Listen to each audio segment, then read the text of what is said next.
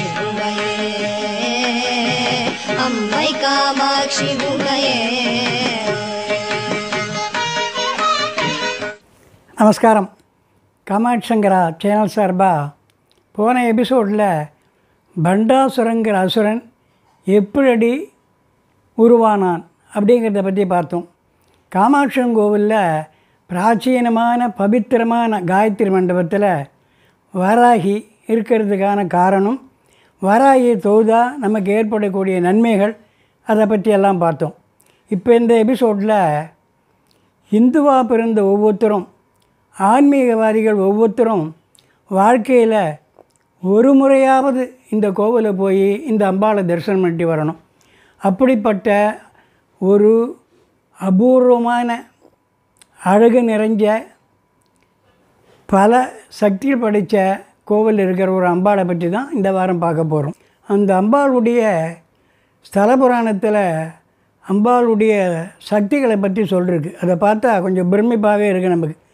குறிப்பாக ஒரு 25 வருஷத்துக்குள்ளே இந்த கலிகாலத்துலேயும் இந்த 25 வருஷத்துக்குள்ளே அந்த அம்பாள் நடத்திய ஒரு லீலை நமக்கெல்லாம் ரொம்ப ஆச்சரியத்தை கொடுக்கறது.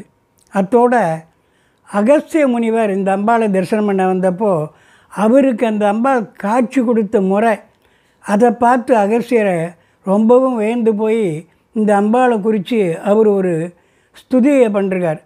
அந்த ஸ்துதியை நாமெல்லாம் தினசரி சொன்னால் நமக்கு என்னென்ன பலன்கள் ஏற்படும் அப்படிங்கிறத பற்றியும் இந்த எபிசோடில் பார்க்க போகிறோம். அத்தோட இந்த கோவில் ஒரு பரிகார ஸ்தலம் மாதிரி தோன்றுறது ஸ்தல புராணத்தை பார்த்தா. அதாவது தீராத கடுமையான வியாதிகள் கூட அந்த பரிகாரத்தை பண்ணால் அந்த வியாதி தீர்ந்து அவள் தீர்காயுசோடு இருப்பா அப்படின்னு சொல்லப்பட்டிருக்கு. இப்படியெல்லாம் சொல்லப்படக்கூடிய சிறப்பு வாய்ந்த பல அற்புதங்களை கொண்ட இந்த கோவில் எதுன்னு கேட்டால் லலிதாம்பிகா கோவில்.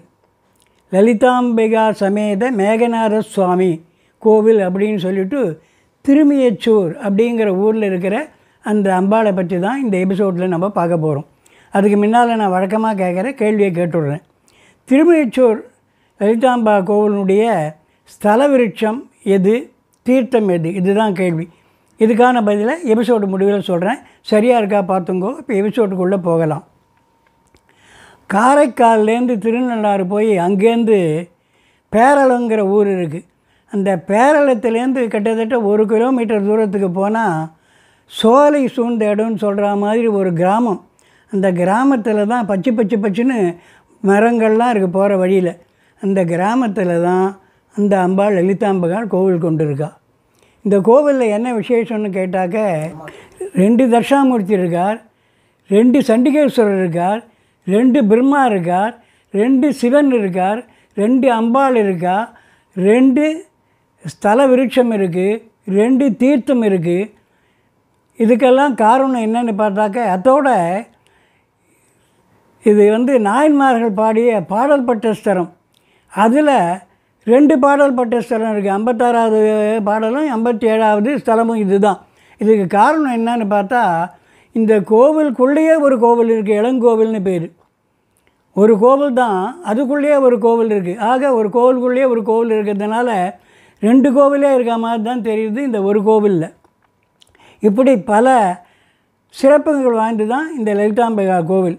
அத்தோட அக்னி பூஜை பண்ண சிவன், சப்த மாதர்கள் பூஜை பண்ண சிவலிங்கங்கள் எல்லாமே, யமன் பூஜை பண்ண லிங்கம், அத்தோட அகஸ்தியர் பூஜை பண்ணது, நிதி பூஜை பண்ணது, வருணன் பூஜை பண்ணது, குபேரன் பூஜை பண்ணது, இந்திரன் பூஜை பண்ணது, இப்படி ஒரே சிவ ஸ்வரூபமாக சிவமயமாக இருக்கக்கூடிய கோவில் தான் இந்த கோவில். இதில் இன்னொரு தனி விசேஷம் என்னன்னு கேட்டால், இங்கே இருக்கக்கூடிய துர்க்கை அம்பாள் அஷ்டபுஜ துர்க்கைன்னு பேர். எங்கேயும் இல்லாத அளவு ஒரு சிறப்பு இருக்குது. இந்த அஷ்டபுஜத்தில் ஒரு புஜத்தில் சுகமுனிவர் இருக்கார். எங்கேயுமே அதை பார்க்க முடியாது. வியாசருடைய புத்திரர் சுகமுனிவர் அவர் இந்த அம்பாவுடைய கையில் இருக்கார். அது ரொம்ப விசேஷமானது இந்த கோவிலில். இப்படி பல அதிசயங்களை கொண்ட ஒரு அற்புதமான கோவில். ராஜேந்திர சோழனும் செம்பியன் மாதேவியும் திருப்பணி செய்த கோவில் இது. இந்த கோவில் ரொம்ப அற்புதமாக இருக்குது. சோழகால திருப்பணியினால் ரொம்ப அற்புதமாக இருக்குது. பல சிவலிங்கங்களை கொண்டிருக்கு, பல எல்லாமே இருக்குது. விக்னேஸ்வர், சுப்பிரமணியர் எல்லாமே இருக்குது இங்கே. இந்த கோவிலுடைய மூலஸ்தானம் கஜபிருஷ்ட ரூபத்தில் இருக்குது. அதாவது சூரியன் ஈஸ்வரனையும் அம்பாளையும் கஜவாகன ரூபராக பூஜை பண்ணான். அதனால் அந்த மூலஸ்தானமானது கஜபிருஷ்ட விமானமாக இருக்குது. இந்த கஜபிருஷ்ட விமானமாக இருக்கிறது கூடியது ரொம்ப விசேஷமானது. காஞ்சிபுரத்தில் மகாபிரிவா இருந்த சிவாஸ்தானத்தினுடைய சிவங்கோவிலும் கூட கஜபிருஷ்ட விமானமாக தான் இருக்கும். அதாவது அது ரொம்ப விசேஷமானதாகும். இந்த கோவிலுடைய ஸ்தல புராணத்தை பார்த்தா காசிய புவனேருக்கு 2 பத்தினிகள், கத்ரு வினயின்னு பேர் அவள் 2 பேருக்கும். இவள் 2 பேரும் சிவனை குறித்து தபஸ் பண்ணுறா. இப்படி சிவனை குறித்து அவள் கடுமையாக தபஸ் பண்ண உடனே ஈஸ்வரன் மனம் இறங்கி வந்து அவள் 2 பேரையும் பார்க்குறார்.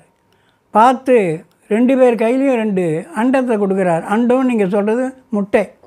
2 முட்டையை கொடுக்குறார். 2 பேருக்கும் கொடுத்து, நீங்கள் 2 பேரும் 1 வருஷ காலம் இதை பக்தி சித்தியோடு பூஜை பண்ணாக இதிலேருந்து லோகமே பிரகாசிக்கக்கூடிய சத்புத்திரன் உங்களுக்கு பிறப்பான் அப்படின்னு சொல்லி கொடுத்துட்டு போயிட்டார். மறைஞ்சிட்டார் அவர். இதை வாழ்ந்த கர்த்தருவும் வினையும் 1 வருஷ காலம் பக்தி சித்தையோட அந்த அண்டத்தை வச்சு பூஜை பண்ணிகிட்டே இருக்கா. இப்படி பண்ணிட்டு இருக்கும்போது 1 வருஷம் முடிஞ்ச உடனே வினையினுடைய அண்டமானது பிளந்து அதுலேருந்து ஒரு பறவை வருது. அதை பார்த்த உடனே ஆச்சரியமாக அதிர்ச்சியும் ஏற்படுறது வினைக்கு. அவள் என்ன பண்ணுறா, ஈஸ்வரனை குறித்து திருப்பியும் தபஸ் பண்ணுறா. ஈஸ்வரன்கிட்ட பிரார்த்தனை பண்ணிக்கிறா. ஈஸ்வரன் பிரத்யட்சமாகிறார். அப்போ அவர்கிட்ட குறைய சொல்கிறா, நீங்கள் எனக்கு லோகமே பிரகாசிக்கக்கூடிய ஒரு சத்புத்திரம் பிறப்பான்னு சொன்னீங்க. ஆனால் நான் 1 வருஷம் நீங்கள் சொன்ன மாதிரியே பூஜை பண்ணேன். ஆனால் எனக்கு ஒரு பறவை தானே பிறந்திருக்கு அப்படின்னு கேட்குறா. அப்போ ஈஸ்வரன் என்ன சொல்கிறார், இந்த பறவை விஷ்ணுவுக்கு வாகனமாக மாறி லோகம் பூரா பிரகாசிப்பான். அவன் கருடன்னு பேர் பெறுவான்னு சொல்லி ஆசீர்வாதம் பண்ணிவிட்டு மறைஞ்சு விடுறார். அதுதான் கருடாழ்வார், கருட பகவான் நம்மெல்லாம் போற்றக்கூடிய அவர். இப்படி வினய்க்கு குழந்தை பிறந்த உடனே, பட்சியாக பிறந்த உடனே கர்த்து பூஜை பண்ணிகிட்ருக்கா. அந்த அண்டமானது உடையலை. அதனால் என்ன பண்ணுறா, கொஞ்ச நாள் பண்ணி பார்த்துட்டு அவசரப்பட்டு அந்த முட்டையை உடைச்சிட்றா, பிரிச்சுட்றா. அப்படி அதுலேருந்து என்ன ஆகுதுன்னா, உள்ள தலையிலேருந்து இடுப்பு வரை வளர்ந்த ஒரு குழந்தை, அதாவது முடவன்னு சொல்லலாம். தலையிலேருந்து இடுப்பு வரை வளர்ச்சி, அப்புறம் வளர்ச்சி இல்லை, ஏன்னா பாதியிலேயே எடுத்துட்டா இல்லையா, அதனால் அப்படி ஒரு குழந்தை அதில் இருக்குது. அதை பார்த்த உடனே அவளுக்கு கொஞ்சம் வருத்தமாகிடுது. உடனே அவள் ஈஸ்வரனை குறித்து துதிக்கிறா. அவள் தபஸ் பண்ணுறா. ஈஸ்வரன் பிரத்யட்சமாகிறார். அவர்கிட்ட முறையிடுறா, நீங்கள் லோகமெல்லாம் பிரகாசிக்கக்கூடிய ஒரு சத்வத்திரம் பிறப்பான்னு எனக்கு சொன்னீங்க. ஆனால் இப்படி அரைகுறையாக ஒரு ஊனத்தோடு ஒரு குழந்தை பிறந்திருக்கேன் எனக்கு அப்படின்னு கேட்டு வருத்தப்பட்டப்போ, வருத்தப்படாதே, இவன் அருணங்கிற பேரில் சூரியனுக்கு சாரதியாக இருந்து லோகம் பூரா பிரகாசிக்க பண்ணுவான் அப்படின்னு சொல்லி அனுகிரகம் பண்ணிவிட்டு மறைஞ்சு விடுறார். அந்த அருணன் சூரியனுக்கு சாரதியாக இருக்கக்கூடியவன். சூரியன் வரத்துக்கு முன்னால் நம்ம அருணோதயம்னு சொல்லுவோம். முதல்ல பிரகாசமாக வர்றது அருணன் தான். அந்த அருணன் இது தான், இவன் தான். இப்படி இருந்த அருணன் சிவன் மேலே ரொம்ப பக்தியாக இருந்து சிவனை குறித்து ரொம்ப எப்போவுமே சிவநாமத்தை உச்சரிக்கிறது, சிவனை குறித்து ஜபம் பண்ணுறது, எப்படி சிவன் மேலே பட்டுதான் ரொம்ப பக்தியோடு இருந்துட்டுருக்கான். அவனுக்கு கைலாசம் போய் சிவனை தரிசனம் பண்ணணுன்னு ஒரு நாள் ஆசை வந்துவிட்டு. அதனால் அவன் என்ன பண்ணுறான், சூரியன்கிட்ட அனுமதி கேட்குறான். நான் கைலாசம் போய் சிவனை பார்த்துட்டு வரணும், நீங்கள் கொஞ்சம் அனுமதி கொடுங்கன்னு. உடனே சூரியன் என்ன பண்ணுறான், கிண்டலும் கேலியும் பண்ணிவிட்டான் அவனை. நீயே முடவன், உன்னால் நடக்க முடியாது, நீ கைலாசம் போய் சிவனை பார்க்க போறியா, உன்னாலாம் அதெல்லாம் முடியாதுன்னு சொல்லி கிண்டல் கேலி பண்ணி அவனை ரொம்பவும் அவமானப்படுத்திட்டான். ஆனால் அதை பொருட்படுத்தாமல் சிவன் மேலே கடுமையாக தபஸ் பண்ணிட்டுருக்கான் அருணன். அப்போவும் இவன் சூரியன் திருப்பி திருப்பி அவனை கேலி பண்ணுறான், கிண்டல் பண்ணுறான். அதை பொறுத்துட்டு சிவனை குறித்து அருணன் ரொம்ப கடுமையாக தபஸ் பண்ணுறான். தபஸ் பண்ண உடனே சிவன் என்ன பண்ணுறார், அவனுக்கு தபஸ் மெச்சு வரார். அவனுக்கு அனுகிரகம் பண்ணுறார். சந்தோஷப்பட்டு அவனுக்கு அனுகிரகம் பண்ணிவிட்டு சூரியனை பார்த்து, நீ என்னுடைய பக்தன், என்னை பார்க்குறதுக்கு ஆசைப்பட்டு வரணும்னு விரும்பினா அவனை கேலியும் கிண்டலும் பண்ணி நீ அவமானப்படுத்திட்ட இல்லையா, அதனால் உன்னுடைய ஒளி மங்கி நீ கருப்பாக போகணுன்னு சாபம் கொடுத்துட்டார். அதனால் சூரியன் கரும நிறம் அடைஞ்சிட்டான். இதை பார்த்துட்டு அம்பாள் பதறி போயிட்டா. நீங்கள் என்ன இந்த மாதிரி பண்ணிட்டே, லோகமே இருண்டு போயிடுமே, சூரியனை வந்து கருப்பாக போகணும் சபிச்சுட்டேலேன்னு கேட்டதுக்கு அவர் கவலைப்படாதே, அருணனுடைய தபோ வலிமையினால் அவன் ஒளியை கொடுப்பான் லோகத்துக்கு, அருணனுடைய ஒளி லோகம் பூராக இருக்கும், கவலைப்படாதேன்னு சொல்லிட்டார். அப்படி அவர் பண்ண உடனே சூரியனுக்கு பயம் வந்துடுது. அவன் உடனே வருத்தப்படுறான், தான் பண்ண தப்புன்றதை உணர்றான்.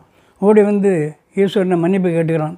நான் எதுவும் தெரியாதனமாக பண்ணிட்டேன், பெரிய தப்பு தான் நான் பண்ணது, அந்த மாதிரி அவமானப்படுத்திடக்கூடாது அருணனா, என்னை மன்னிச்சு நீங்கள் சாப விமோசனம் கொடுங்க, நான் அப்படியே கர்மைன்னு இருந்திருந்தால் எப்படி அப்படின்னு சொல்லி வருத்தப்படுறான். சூரியன் அந்த மாதிரி வருத்தப்பட்ட உடனே சிவன் என்ன பண்ணுறார், நீ 7 மாத காலம் என்னை பூஜை பண்ணேன்னா உனக்கு சாப விமோசனம் கிடைக்கும்னு சொல்லி அனுகிரகம் பண்ணி அனுப்புகிறார். சூரியன் என்ன பண்ணுறான், இந்த ஸ்தலத்துக்கு வந்து 7 மாத காலம் சிவனை வச்சு அவன் வந்து பூஜை பண்ணுறான். எப்படி பண்ணுறான்னாக்க, கஜ வாகன ரூபராய் அவரை வச்சு அம்பாளையும் வச்சு பூஜை பண்ணுறான்.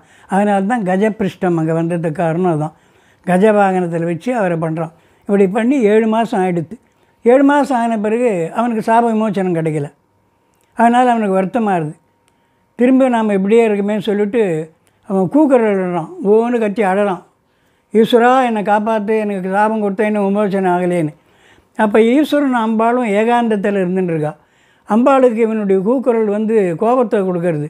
அதனால் என்ன பண்ணுறா, டக்குன்னு கிளம்புறான், நம்ம ஏகாந்தத்தை கெடுக்கிறான் இந்த சூரியன், இவனை வந்து நான் சாபம் கொடுக்க போகிறேன்னு கிளம்பிட்டா. உடனே ஈஸ்வரன் தடுக்கிறார், வேண்டாம் வேண்டாம், நான் சாபம் கொடுத்து அந்த சாபம் நிவர்த்தி ஆகலைன்னு தான் அவன் கூக்குறா, நீ வேறு சாபம் கொடுத்து அவனை திருப்பி கஷ்டப்படுத்துறாதே, நீ சாந்தமடையை சாந்த ஸ்வரூபியாக போய் லோகக்ஷேமத்துக்கு தபஸ் பண்ணுன்னு சொல்லி அனுகிரகம் பண்ணுறார். அதனால தான் இந்த அம்பாளுக்கு சாந்தநாயகின்னு ஒரு பேர், லலிதாம்பிகான்னு ஒரு பேர், சாந்தநாயகின்னு ஒரு பேர் இந்த ஸ்தலத்தில் இருக்கிற அம்பாளுக்கு. அப்புறம் ஈஸ்வரனுக்கு அவனுக்கு சாப விமோசனம் கொடுக்குறார். அவனுக்கு வந்து சாபம் நீங்குறது. இப்படி கருமை நிறத்துலேருந்து அவன் மீண்டதுனால தான் மீயச்சூர் அப்படிங்கிற பேர் அந்த ஊருக்கு வந்தது அப்படின்னு ஸ்தல புராணத்தில் சொல்லிருக்கு. அதனுடைய காரணமாக ஒவ்வொரு சித்திரை மாதமும் 21ஆம் தேதியிலேருந்து 27ஆம் தேதி முடிய சூரியன் தன்னுடைய ஒளியை காலையில் வந்தவுடனே இந்த சிவன் மேலே பாய்ச்சி தன்னுடைய நமஸ்காரத்தை செலுத்தி நன்றியை தெரிவிச்சுக்கிறான் அப்படிங்கிறதையும் ஸ்தல புராணத்தில் சொல்லிருக்கு. இப்போ நான் ஆரம்பத்தில் கேட்ட கேள்விக்கான பதில் சொல்கிறேன். இந்த கோவிலுடைய ஸ்தல விருட்சம் வில்வ மரம், தீர்த்தம் சூரிய தீர்த்தம். இப்போது இந்த வாரம் காஞ்சிபுரம் காமாட்சி கோவில் நடக்கக்கூடிய முக்கிய சம்பவங்களை பார்ப்போம். 22ஆம் தேதி வெள்ளிக்கிழமை தங்கரதம், 24ஆம் தேதி ஞாயிற்றுக்கிழமை பூரம் தங்கரதம், பங்காரு காமாட்சி அவதார தினம். அடுத்த வாரம் இந்த கோவிலே தொடரும். அதாவது அகஸ்திய முனிவர் வந்து இந்த அம்பாளை தரிசனம் பண்ணும்போது அந்த அம்பாள் கொடுத்த ஒரு அற்புதமான தரிசனம், அது குறித்து அவர் பாடின ஒரு ஸ்துதி, அந்த ஸ்துதியை நாம் பண்ணால் நமக்கு ஏற்படக்கூடிய நன்மைகள், இந்த கோவிலுடைய ஒரு பரிகாரம் இருக்குது, அந்த பரிகாரத்தை பண்ணால் தீராத வியாதிகளும் தீர்ந்து தீர்காயுசோடு வாழ்வாருங்கிறதுக்கான அந்த பரிகாரம். அத்தோட 25 வருஷத்துக்கு முன்னால் இந்த லலிதாம்பிகாள் பண்ண ஒரு அற்புத சம்பவம், இது எல்லாத்தையும் அடுத்த எபிசோடில் நம்ம பார்ப்போம். மகாபரிவா பாதாரவந்தங்களே சரணம். ஹரஹர சங்கர ஜெய ஜெயசங்கர ஜெய ஜெய காமாட்சி.